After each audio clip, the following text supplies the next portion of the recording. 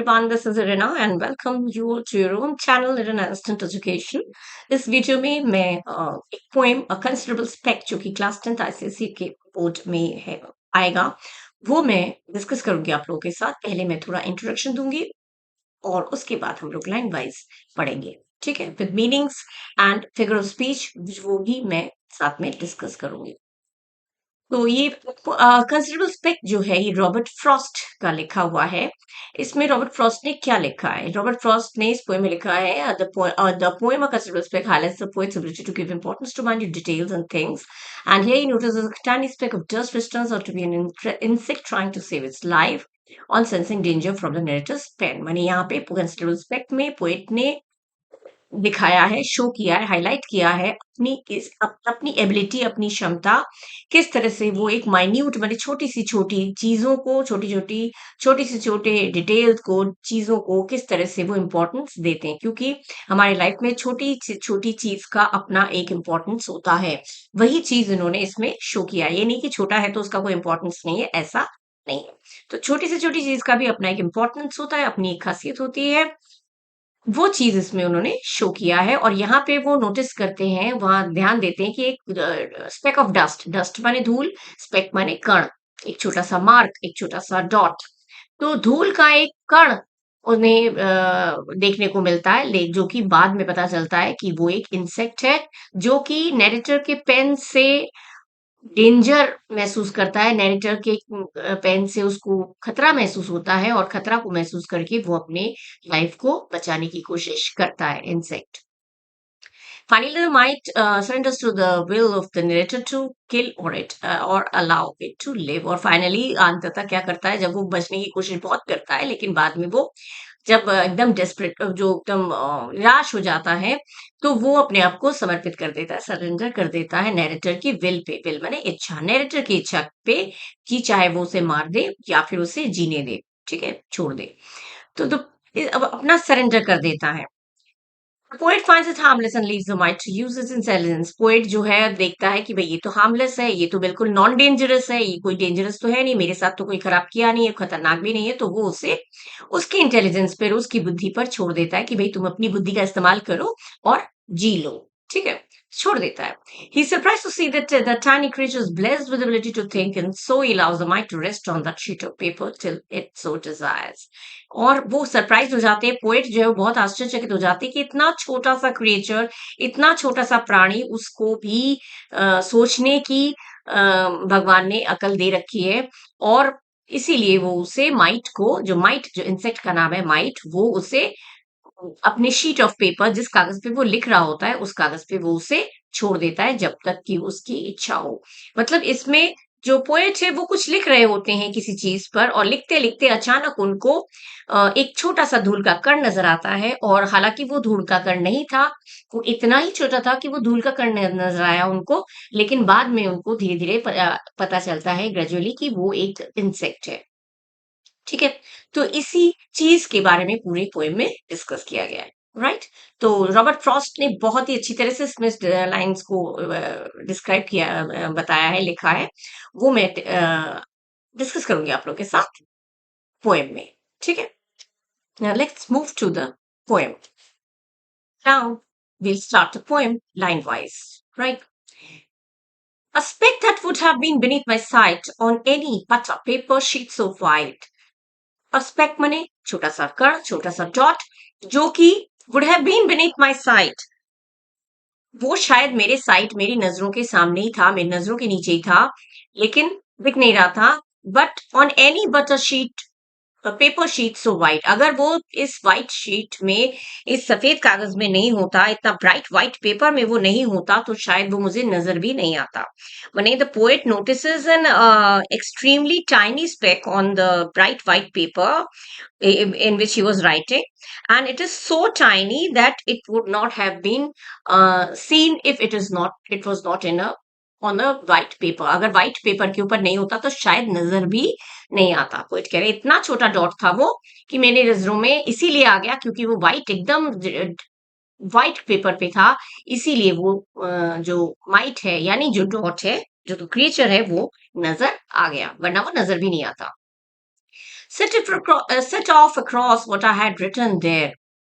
Set off across माने वो he suddenly notices that it is moving, it is crawling over the words, the words which the writer, sorry, the poet has written. ठीक है, माने moving across, set of across माने वो move कर रहा है, वो चल फिर रहा है उन वर्ड्स के ऊपर से जिसको पोएट ने, आई हैड रिटन माने पोएट, पोएट ने जो वर्ड्स, जो शब्द उस शीट ऑफ पेपर में लिखा है उसके ऊपर वो मूव कर रहा है. It's scrolling over the words which has been written by the poet on the sheet. And I had idly poised my pen in air. जब वो मूव करते हुए देखते हैं पोएट तो समझ जाते हैं अरे ये तो मूव कर रहा है. पहले तो उनको लगा था कि धूल का कण होगा जो मेरी सांसों के अम, अम, हवा से शायद इधर उधर उड़ रहा है, लेकिन बाद में उनको एहसास होता है कि नहीं ये तो कुछ मूविंग चीज है, ये कोई मूविंग चीज है. Then at this moment the poet's pen was casually hovering in the air over the paper.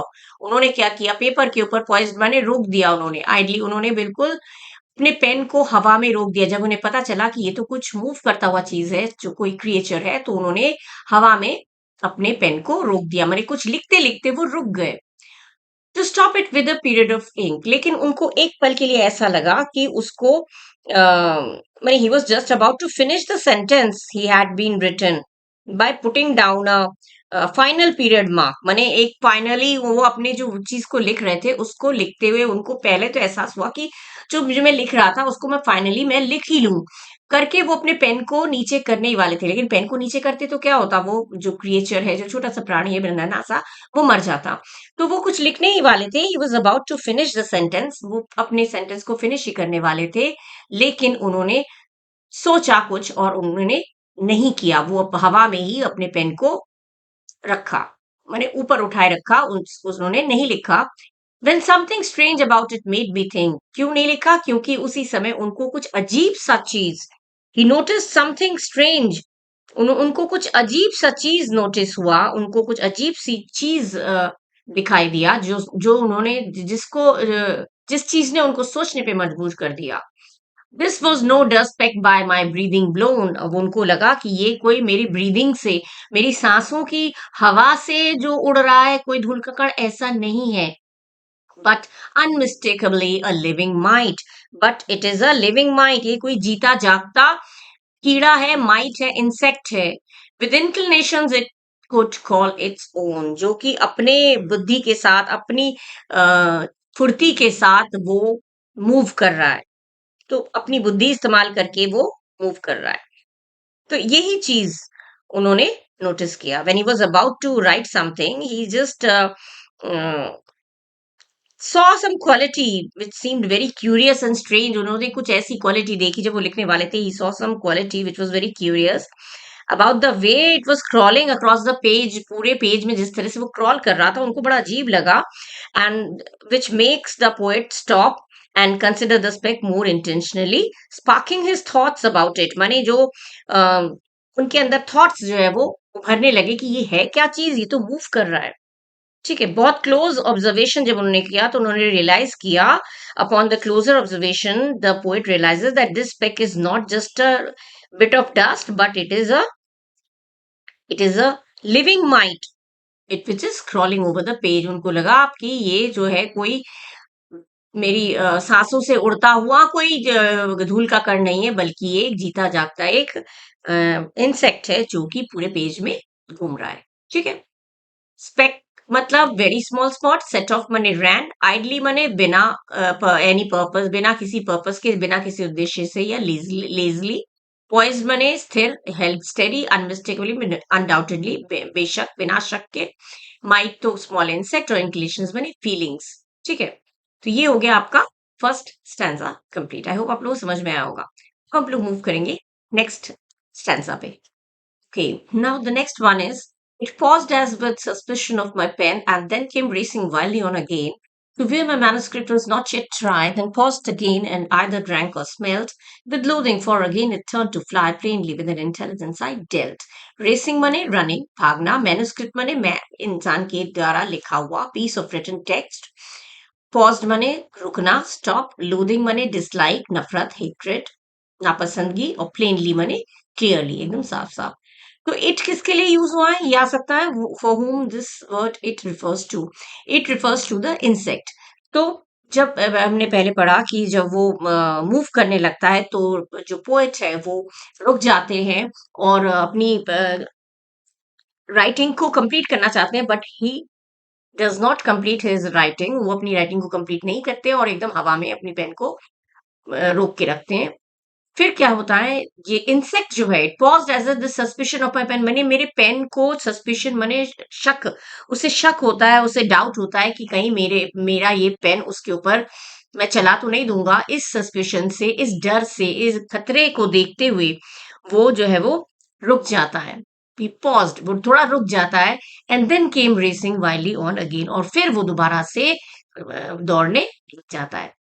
थोड़ी देर वो डेंजर को भाप के वो थोड़ा रुकता है, लेकिन फिर वो जब देखता है कि नहीं मैंने पेन उस पे नहीं चलाया, तो फिर से वो दौड़ने लगता है पूरे शीट ऑफ पेपर के ऊपर, मैंने जो पेपर जो था उसके ऊपर।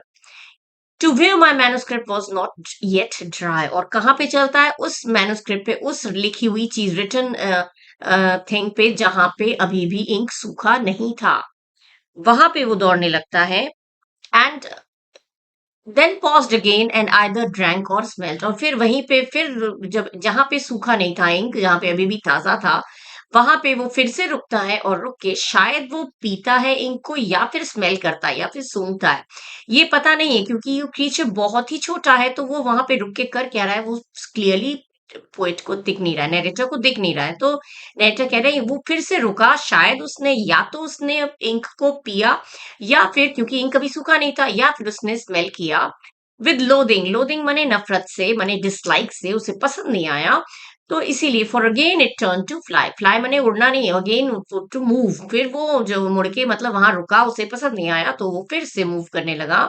Plainly with an intelligence I dealt, और उसी इंटेलिजेंस के साथ जो मेरे पास है।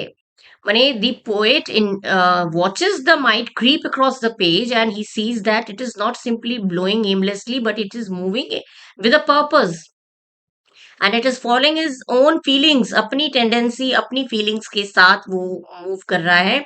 और जो टाइनी माइट है, माइट जो इंसेक्ट है, it pauses for a moment, and then after that when it feels that it is not good, ये जो इंक है उसे अच्छा नहीं लगा, after brief hesitation the mite resumes scurrying rapidly, एकदम moving rapidly, racing across the paper once more, एक बार फिर वो पेपर पे मूव करने लग जाता है। ठीक है, रुका पहले पेन की शक के, उसे लगा कि पेन कहीं मेरे ऊपर चल तो नहीं जाएगा, इस शक से वो रुका, रुक के फिर से वो चलने लगा, फिर उस जगह पे चला जहां पे इंक सूखी नहीं थी, और फिर रुका, रुक के उसने शायद इंक को पिया या स्मेल किया, और बड़ा नफरत सा, मतलब थोड़ा डिसलाइक लगा, उसे अच्छा नहीं लगा वो इंक, मजा नहीं आया। तो वो वहां से फिर से मूव करने लगा अपनी इंटेलिजेंस के साथ, उस इंटेलिजेंस के साथ जो मेरे अंदर भी है। नरेटर कह रहा है वो उतनी ही बुद्धिमानी के साथ, अकलमंदी के साथ जो मेरे अंदर है, मतलब बोलने का मतलब ये है उस पर्टिकुलर क्रिएचर में भी बहुत इंटेलिजेंस है, ठीक उतना ही जितना कि मेरे अंदर है। ठीक है, ये हो गया आपका ये स्टेंजा। नेक्स्ट स्टेंजा पे हम लोग मूव करेंगे। Now the next stanza is, it seemed too tiny to have room for feet, yet must have had a set of them complete. To express how much it didn't want to die, it ran with terror and with cunning crept. It faltered. I could see it hesitate. Then, in the middle of the open sheet, cowered down in desperation to accept whatever I accorded it of fate. Room मने, यहाँ पे room मने कमरा नहीं, room मने जगह, space. Set of them मने किसका set? यहाँ पे पाँव का, जो पैरों का सेट ऑफ फीट। टेरर मने डरना, फ्राइट। कनिंग मने चालाकी से, क्लेवरनेस। फॉल्टर्ड मने वॉक विद लेस कॉन्फिडेंस, जहां पे कॉन्फिडेंस खत्म हो जाता है, कम कॉन्फिडेंस हो जाता है, हालत एकदम जहाँ पे उम्मीद छूट जाती है। फॉल्टर्ड। हेजिटेट मने झिझकना, रिलक्टेंट, अनसर्टन। कवर डाउन मने हैंड डाउन, मने हाथ और पैर एकदम अंदर करके डर के मारे जो सिकुड़ कर सोते, उस सिकुड़ कर बैठ जाते हैं, अ, उसे कहते हैं कवर डाउन। और डेस्परेशन मने होपलेस होकर, एकदम निराश होकर, और अकॉर्डेड मने ग्रांटेड, देना, मतलब उसको अलाउ करना। यहाँ पे इट फिर से इंसेक्ट के लिए यूज हुआ है। दो माने through the poet sees the movements and interactions and he concludes that it is clearly an intelligent creature. उसे लगता है कि ये बहुत ही intelligent creature and it is acting intentionally. It is not just a speck. ये कोई speck नहीं है, it is a mite. ये एहसास होता है, and the mite is so tiny, so small. Might is so unimaginingly minute that it doesn't seem possible it could contain a space for a full set of feet within its microscopic form. माने ये इतना छोटा लग रहा था कि ऐसा लग रहा था कि उसके तो इतनी छोटे से शरीर में, इतने छोटे से फॉर्म में शायद उसके इतनी भी जगह नहीं होगी कि उसके पैर होंगे। लेकिन yet it must have a set of them complete, लेकिन फिर भी ये निश्चित था, it was definite that it has a set of feet, complete माने पूरे जितने पैर होने चाहिए वो पूरे पैर उसके थे, और जिसकी वजह से वो मूव कर रहा था, because of it was moving. It has a full set of feet with in its microscopic form, छोटा से फॉर्म में भी उसको उसके जो फीट्स जितने होने चाहिए थे, पूरा कंप्लीट सेट पैर थे उसके। To express how much it didn't want to die, और उस क्योंकि क्यों पता चला, क्योंकि वो एक्सप्रेस कर रहा था कितना ज्यादा कोशिश कर रहा था ये दिखाने की कि वो मरना नहीं चाहता, मतलब वो बचने की कोशिश कर रहा था, पूरे पेपर में वो मूव कर रहा था जल्दी जल्दी और बचने की कोशिश कर रहा था, ये शो कर रहा था कि वो मरना नहीं चाहता है। तो इससे पता चल रहा है मूव कर रहा है मतलब जरूर उसके पैर हैं। It ran with terror and with cunning crept, वो मतलब डर से, टेरर माने डर, डर से वो भाग रहा था पूरे शीट ऑफ पेपर के ऊपर, कागज के ऊपर, एंड विद कनिंग क्रेप्ट, बड़ी चालाकी से वो एकदम छुप के बैठ गया, मतलब चालाकी से दुबक कर बैठ जाता है। इट फॉल्टर्ड, फिर वो फिर वो हिम्मत हार जाता है। इट फॉल्टर्ड, फॉल्टर्ड माने उसकी कॉन्फिडेंस जो है वो जवाब दे देती है। I could see it hesitate, अब डायरेक्टर कह रहे मुझे दिख रहा था कि मैं देख रहा था कि वो झिझक रहा है, मतलब वो सोच रहा है आगे जाऊं, व्हाट नेक्स्ट टू डू, उसको समझ में नहीं आ रहा क्या करूं क्या ना करूं। उसे बड़ी झिझक हो रही है, ना तो वो मूव करने उसको मन कर रहा है, ना ही वो उसे बचे, कैसे बचे, बचे तो कैसे बचे, मूव करें या रुक जाएं, उसे कुछ भी समझ में नहीं आ रहा था उस इंसेक्ट को। तो वही नरेटर कह रहा है, मैं देख रहा था वो हेजिटेट कर रहा था, वो झिझक रहा था, उस उसमें सर्टेनिटी नहीं थी, निश्चित रूप से उसे समझ में नहीं आ रहा था व्हाट टू डू, क्या करना चाहिए। Then in the middle of the open sheet cover down, फिर वो उस खुले शीट के ऊपर ही, उस वहीं पे बीच में जहां पे राइटर ने लिखा था, somehow within that the might does indeed possess the entire functioning, माने इसमें जो फंक्शनिंग है वो उससे पता चल रहा था उसके फीट तो है ही, लेकिन the way it was actively moving, it seems that it has a complete set of feet, but it moves with careful and cunning, very very, जैसे एक हंटर होता है, जो शिकारी होता है, बड़े धीरे धीरे चलता है, डर डर के चलता है, वैसे ही वो मूव कर रहा था। और in the middle of the open sheet एकदम the mite stops in the blank open page, and it seems to crouch down low against the paper in a desperate surrender, मतलब desperate to accept, cover down and desperate to accept whatever I accorded it of fate, माने मैं क्या, what I accorded माने मेरी willing क्या है, the it just crouched low against the paper and it just surrendered itself on the willing to accept whatever fate the poet now chooses to deal out, माने जो poet क्या उसकी किस्मत, fate माने किस्मत, पोएट उसकी किस्मत के साथ क्या करेगा, उसे मारेगा या छोड़ेगा, इस बात पे वो की जो इंसेक्ट है वो अपने आप को छोड़ देता है, हिम्मत हार जाता है, कॉन्फिडेंस उसका जवाब दे जाती है, और फिर वो एक्सेप्ट कर लेता है अपने हार को, और फिर वो छोड़ देता है मेरे ऊपर, मेरे विल के ऊपर, कि मैं उसे जिंदा रखूं या मारूं।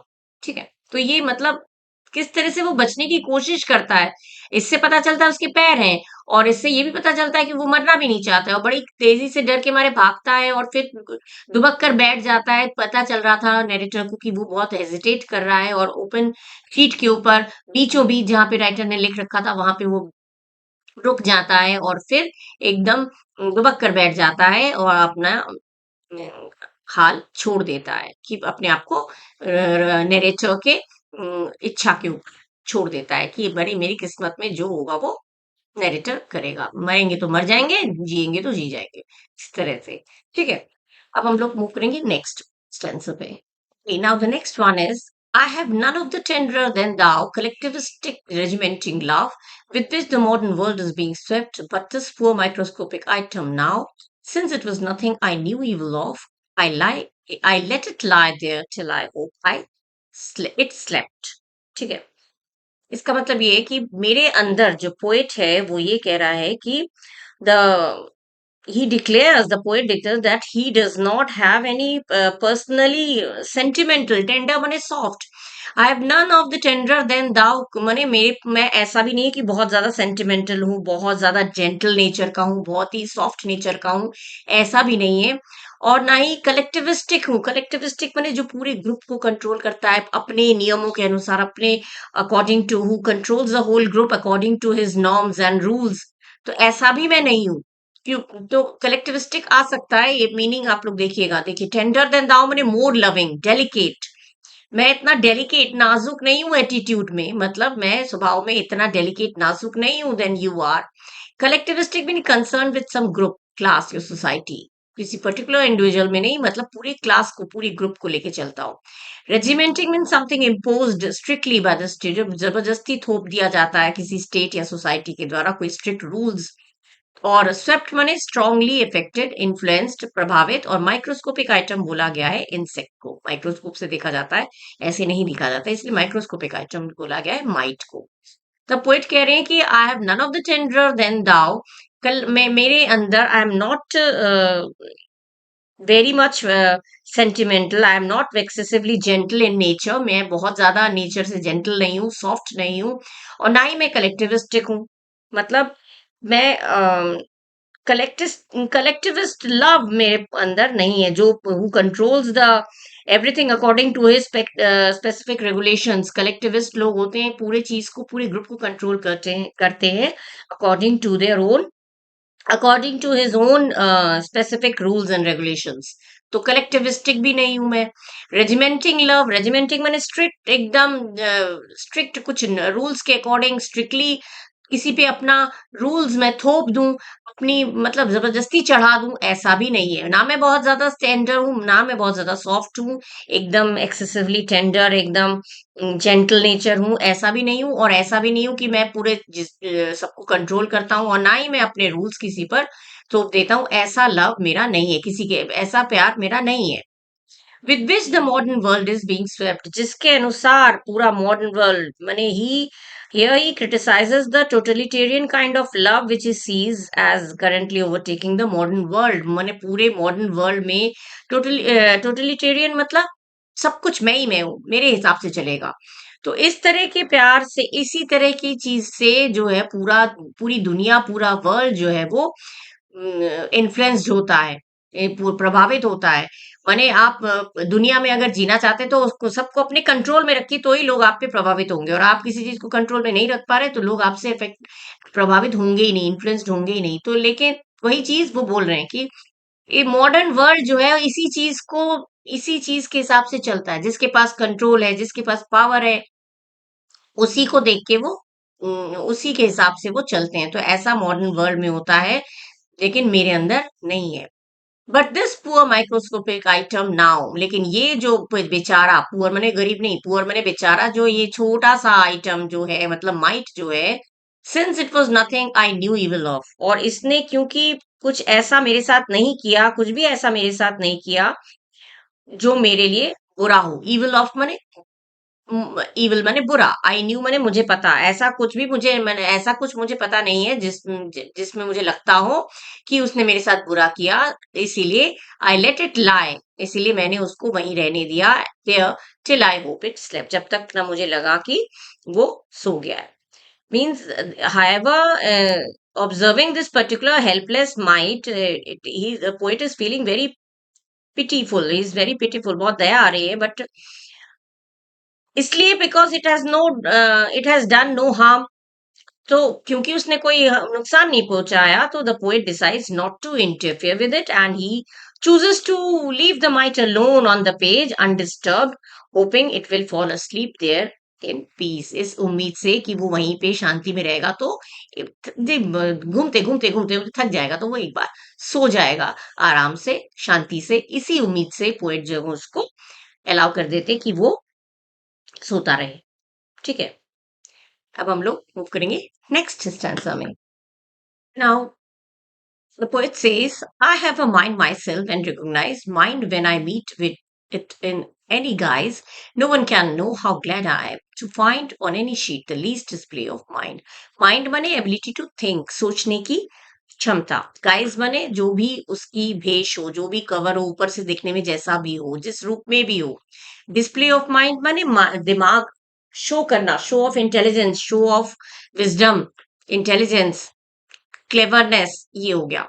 तो अब पोएट क्या कह रहे हैं? In conclusion the poet declares that he himself possesses intelligence. वो कह रहा है मेरे पास भी दिमाग है, मेरे पास I possess intelligence and imagination. मैं खुद भी मेरे पास खुद भी इंटेलिजेंस है और मैं भी रिकॉग्नाइज कर सकता हूँ, पहचान सकता हूँ, इमेजिन कर सकता हूँ, पहचान सकता हूँ। किसको पहचान सकता हूँ? Mind when I meet it with any guise माने किसी भी रूप में, किसी भी रूप में अगर मैं किसी इंटेलिजेंट इंसान को, इंटेलिजेंट चीज को मैं देखता हूँ, मिलता हूँ, तो मैं उसकी इंटेलिजेंस को पहचान लेता हूँ, क्योंकि मेरे अंदर दिमाग है, मेरे अंदर इंटेलिजेंस है, मुझ में भी इमेजिनेशन है। इसलिए कभी भी किसी भी रूप में जब मैं इंटेलिजेंस को देखता हूँ तो मैं उसे पहचान जाता हूँ कि हाँ ये पर्टिकुलर शख्स जो है वो इंटेलिजेंट है। जैसे कि उसने माइट को देखकर समझ लिया कि ये माइट बहुत ही इंटेलिजेंट है।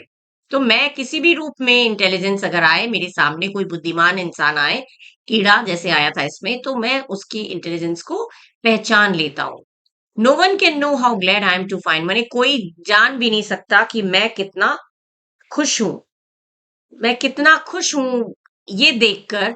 On any sheet the least display of mind माने poet feels very happiness when he discovers even the smallest exhibition of imagination on a written page. जब वो लिखी हुई जो पेपर पर, पेपर के ऊपर जब उसकी दिमाग का डिस्प्ले, उसकी बुद्धिमानी का जो शो, जब वो देखता है कि किस बुद्धिमानी से वो अपने आप को बचाने की कोशिश कर रहा है, किस तरह से जान बचाने की कोशिश कर रहा है, ये देखता है, तो पोएट जो है, नरेटर जो है, वो बहुत ज्यादा इम्प्रेस्ड हो जाते हैं, बहुत ज्यादा खुश हो जाते हैं। So he declares that he himself possesses intelligence and he is able to see those qualities of intellect and creativity when he sees the living being. Any living being, कोई भी लिविंग बीइंग को अगर वो देखता है तो he can easily perceive those intellect and creativity, and no one else can fully understand the happiness। कोई समझ नहीं सकता how happy the poet feels when he comes to know that this tiny uh, creature has also thought, inventive thought and intelligence in itself। ठीक है, the written page पे जब उन्होंने देखा कि छोटे से क्रिएचर पे, इस छोटे से लिविंग बीइंग पे भी कितना ज्यादा इंटेलिजेंस है, ये देखते हैं तो वो बहुत ज्यादा खुश हो जाते हैं और कहते हैं कि कोई अंदाजा नहीं लगा सकता कि मैं कितना खुश हूं इस छोटे से प्राणी में, उसको देखते हुए किस तरह से वो अपने आप को बचाने की कोशिश कर रहा है। तो ये देखते हुए पोएट खुश होते हैं। तो इसमें क्या पता चलता है? इसमें पोएट जो है वो एक तरह से ये एक छोटी से छोटी चीज को भी इम्पोर्टेंस देना बताता है कि हमें किसी को भी अंडर एस्टिमेट नहीं करना चाहिए, छोटी से छोटी चीज को इम्पोर्टेंस देना चाहिए। वो अगर जीना चाहता है तो उसको जीने देना चाहिए। ये नहीं कि पाँव के नीचे कोई कीड़ा आ गया, चींटी आ गई तो सोचो हम ताकतवर है तो हमने मार दिया, ऐसा नहीं हुआ। रीडर्स के लिए इस तरह की उन्होंने एक सीख दिया है कि हमें हर किसी को इम्पोर्टेंस देना चाहिए। ठीक है, क्योंकि भगवान ने हमें इंटेलिजेंस दिया है, हम we people have got intelligence, so we are blessed with intelligence, so we should use it in a proper way. उसको सही तरह से यूज करना चाहिए, उसको गलत तरीके से यूज नहीं करना चाहिए, क्योंकि ये छोटे कीड़े मकोड़े हमारे कोई नुकसान नहीं पहुंचाते हैं, इसलिए हमें भी उनको नुकसान नहीं पहुंचाना चाहिए, हर किसी को इम्पोर्टेंस देना चाहिए। ये हो गया हमारा पोएम खत्म। और इसके बाद हम लोग इसमें देखेंगे इसके पोएटिक डिवाइसेस क्या क्या है। ठीक है, ओके, अब now now we will discuss the figure of speech. ठीक है, figure of speech in the poem a considerable speck. इसमें राइमिंग स्कीम नहीं है, जैसे आप लोगों ने पोएम में पढ़ा होगा, it paused as with the suspicion of my pen and then came racing वाइली ऑन अगेन, पेन और अगेन। थर्ड में आ जाता है to where my manuscript was not yet dry, वो ड्राई आ गया, पेन अगेन ड्राई, सब अलग अलग है। तो इसमें जो पोएम आप लोगों के पास बुक होगा, आपने मैंने जो पढ़ा है उसमें देखिएगा, पेन है, अगेन है, ड्राई है, फिर स्मेल्ट है, फिर फ्लाई आ गया। मतलब it paused as with suspicion of my pen and then came racing wildly on again to where my manuscript was not yet dry, then paused again and either drank or smelled with loathing, for again it turned to fly। मतलब इसमें जो है कोई particular set of rhyming words नहीं है, rhyming words जो है वो सेट में नहीं है, राइमिंग जहाँ पे कोई फिक्स्ड पैटर्न नहीं है। अगर फिक्स्ड पैटर्न होता है तो वो राइमिंग स्कीम होती है।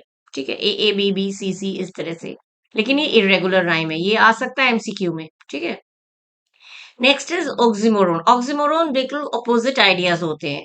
ठीक है, the adjective used for noun is contrary to the noun's qualities, जब जैसे एकदम अपोजिट क्वालिटी। कंसिडरेबल मीन्स हो गया एकदम बहुत, very large. Considerable means very large, considerable का मतलब होता है बहुत बड़ा, और स्पेक क्या है, डॉट। ठीक है, तो दोनों चीज में अंतर हो गया। कंसिडरेबल माने वेरी लार्ज, बहुत इंपॉर्टेंट, बहुत लार्ज। कंसिडरेबल मीन्स बहुत ही बड़ा, large, important. And speck refers to a tiny insignificant dot, बिल्कुल ही अपोजिट है। ठीक है, सोचने लायक, देखने लायक, बहुत बड़ा, और स्पेक माने एकदम छोटा, डॉट एकदम जो जो एकदम माइक्रोस्कोप से ही दिखेगा। तो दोनों अपोजिट हो गए, तो ये हो गया ऑक्सीमोरोन। आ सकता है ये पोएम की लाइन जो हेडिंग है इसी में ऑक्सीमोरोन है। नेक्स्ट है इमेजरी। इमेजरी माने विजुअल इमेजरी। इमेजरी माने जब हम कल्पना करते हैं, जैसे पोएट माइट की जो मूवमेंट है, जो पर्टिकुलर क्रिएचर की जो मूवमेंट है उसको हमें शो किया गया है, वो मूव करता है, फिर रुक जाता है, फिर वो चलने लगता है, तो ये चीजें जो है वो इमेजिन करके बोला जा रहा है, तो इमेजरी होता है, ये इमेजरी का यूज किया गया है। Next is alliteration. एलिट्रेशन में कोई भी कॉन्सोनेंट साउंड जब रिपीट होता है दो या दो से ज्यादा बार एक ही लाइन में, जैसे बहुत सारे एग्जाम्पल हैं, बीन बीनीथ, बीबी हो गया, मेड मी, मामा हो गया, एम, ब्रीदिंग ब्लोन, बीबी हो गया, समथिंग स्ट्रेंज, एस हो गया, कुड कॉल, सी हो गया, माई मैन्युस्क्रिप्ट, एम हो गया, टू टाइनी, टी हो गया, हैव हैड, एच हो गया, कनिंग क्रेप्ट, सी हो गया, with which, W W, mind myself, M, ये रिपीट हुआ एक ही लाइन में, दो रिपीटेशन कॉन्सोनेंट साउंड जब रिपीट होता है तो उसे हम कहते हैं एलिट्रेशन। अब एनाफोरा क्या होता है, एनाफोरा पहले भी मैं पढ़ा चुकी हूँ। अब एनाफोरा एक ही पर्टिकुलर वर्ड से दो लाइन एक के बाद एक अगर स्टार्ट होता है तो उसे हम एनाफोरा कहते हैं। टू और more consecutive line start with the same word. देखिए आई से शुरू है, I let it lie, I have a mite. ठीक है, सॉरी, तो आई से स्टार्ट है, सेम लेटर से स्टार्ट है, तो ये हो गया आपका anaphora. Figure of speech MCQ में बहुत पूछे जाते हैं, इसलिए बहुत ध्यान से इसको देखते जाइएगा। Next is inversion. इन्वर्जन क्या होता है, जिसमें एकदम जो inversion is used like which is structure is not placed in order। माने जो स्ट्रक्चर है, जो ढांचा है कि सेंटेंस का जो स्ट्रक्चर है वो ऑर्डर में प्लेस नहीं होता है। जैसे इसमें इसमें पूरा दिया है, plainly with an intelligent I dealt. अब आई डेल्ट से शुरू होना चाहिए था, I dealt with an intelligence plainly, या I dealt plainly, I dealt से शुरू होना चाहिए था, सब्जेक्ट से शुरू होना चाहिए था, लेकिन इसमें इन्होंने वर्ड्स ऑफ ऑर्डर चेंज कर दिया है। सॉरी, फिर है you must, yet must have had a set of them complete, ये उल्टा सीधा वर्ड्स के ऑर्डर हो गए। कंप्लीट सेट होना चाहिए था, सेट ऑफ देम कंप्लीट नहीं, कंप्लीट सेट। और any sheet, least display of mind, least display of mind नहीं होना चाहिए था। Sorry, least display of mind नहीं होकर इसमें होना चाहिए था कि ऑन एनी शीट फर्स्ट पहले होना चाहिए था। ऑन एनी शीट, जैसे ये place the least display of mind on any sheet, the least display of mind on any sheet, ये होना चाहिए था। ऑन एनी शीट द करके नहीं होना चाहिए था। तो ये जो वर्ड्स के जो ऑर्डर हैं वो चेंज हो गए, इसलिए इसे कहते हैं इन्वर्जन। सॉरी, नेक्स्ट है एंजैममेंट। नेक्स्ट क्या लास्ट है एंजैम्बमेंट, वो होता है पहले भी पढ़ा चुकी हूँ। एंजैम्बमेंट जब लाइन के लास्ट में, जब लाइन एक लाइन एंड होता है तो उसके लास्ट में कोई भी पंक्चुएशन मार्क नहीं होता है। When the same sentence continues to the next line, एक ही लाइन दूसरे लाइन तक कंटिन्यू रहता है, उसमें कोई पंक्चुएशन मार्क नहीं रहता है, ना फुल स्टॉप ना कॉमा, कुछ भी नहीं रहता है, तो पहला सेंटेंस दूसरे सेंटेंस तक जाके खत्म होता है, तो उसे कहते हैं एंजैम्बमेंट। ठीक है, इस पोएम में जगह जगह पे एंजैम्बमेंट का यूज किया गया है। Enjambment has been used at various places in this poem a considerable spell. So here the poem ends, and I have discussed the meanings line wise, and I have discussed about the poem, what is the poem about, and I have discussed figure of speech, which are very important for every examination, right? Her exam में, चाहे unit test हो चाहे final exam हो, कुछ भी हो, उसमें MCQ के लिए बहुत इंपॉर्टेंट होते हैं, you should know the figure speech. तो यहाँ पे आपका ये पोएम एंड हो जाता है, एंड आई होप आप लोगों को समझ में आया होगा। अगर आप लोगों को समझ में आया है और आप लोगों मेरे चैनल में नए हैं, अभी तक सब्सक्राइब नहीं किया है, तो please do subscribe my channel. And in fact it is your channel, आप इस चैनल को सब्सक्राइब करिए, बेल आइकन प्रेस करिए, और शेयर करिए, कमेंट करिए, और खूब पढ़िए। एंड गॉड ब्लेस यू, आप खूब अच्छे नंबर से पास होइए। So thank you, bye bye.